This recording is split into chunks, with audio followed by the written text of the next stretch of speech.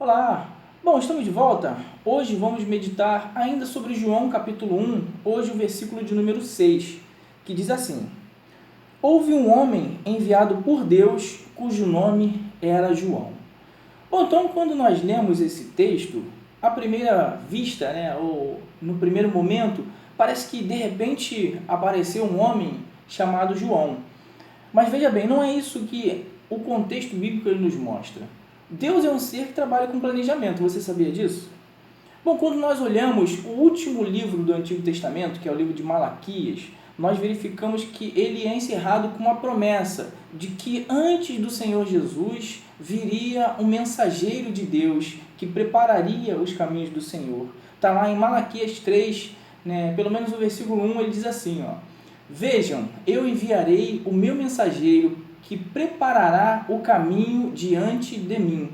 Então, veja bem, Deus, já é um texto que já havia sido escrito centenas de anos antes, tanto do Senhor Jesus nascer, quanto do próprio João Batista nascer, centenas de anos antes, o Senhor já havia anunciado que haveria um mensageiro que prepararia os caminhos do Senhor. Então, entenda bem, Deus é um ser que trabalha com planejamento.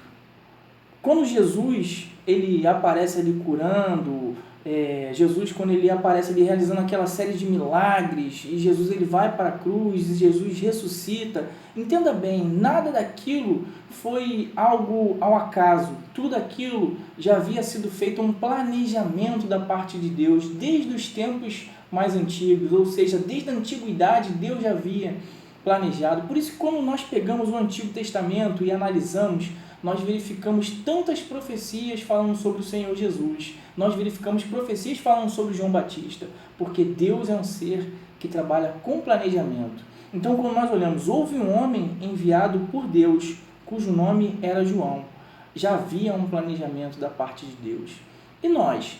Será que nós temos planejado as nossas coisas? Será que nós temos planejado sobre nossa vida espiritual? Será que nós temos planejado sobre nossa vida financeira? Alguém certa feita disse, trouxe uma afirmação que se nós planejássemos a nossa vida, nós não teríamos nem 10% dos problemas que nós temos. Por exemplo, uma pessoa, não sei se você talvez conheça, uma pessoa vai numa agência, compra um carro, sem um planejamento. E hoje em dia, para você comprar um carro, é a coisa mais fácil que tem. Se você tiver o nome limpo, junto aos órgãos, ou órgãos de proteção ao crédito, ou outros órgãos desse tipo, se você tiver o seu nome limpo, você chega numa agência e você compra um carro. Algumas nem exigem um comprovante de renda, e aí você vai lá e compra. Mas muitas pessoas esquecem que você vai precisar pagar aquela prestação. E além daquela prestação, você vai precisar pagar IPVA, você vai precisar abastecer o seu carro, o seu automóvel, o seu carro de combustível. E fora isso, ainda tem as manutenções preventivas, as manutenções corretivas. Então existe uma série de coisas. E a pessoa vai lá no oba-oba e compra, porque tem um sonho e não se planeja. E aí depois vem o problema, depois vem as dores de cabeça. Tudo porque não houve um planejamento. Então, o que eu gostaria de meditar com você hoje é sobre planejamento. Você tem planejado suas coisas? Você tem planejado sobre sua saúde? Será que você tem feito uma prática esportiva? Será que você tem procurado se alimentar de forma decente? Se você analisar a sua saúde hoje e você traçar um panorama para daqui a 5 anos, uma perspectiva bem curta, como está a sua saúde daqui a 5 anos? Você tem se alimentado de forma adequada? Você tem praticado esporte? Então, da mesma forma, é a nossa vida espiritual. Como vai estar a sua vida espiritual daqui a 5 anos? Você já parou para pensar nisso? Se você morrer hoje, qual é o seu planejamento? Você vai estar durante toda a eternidade com o Senhor?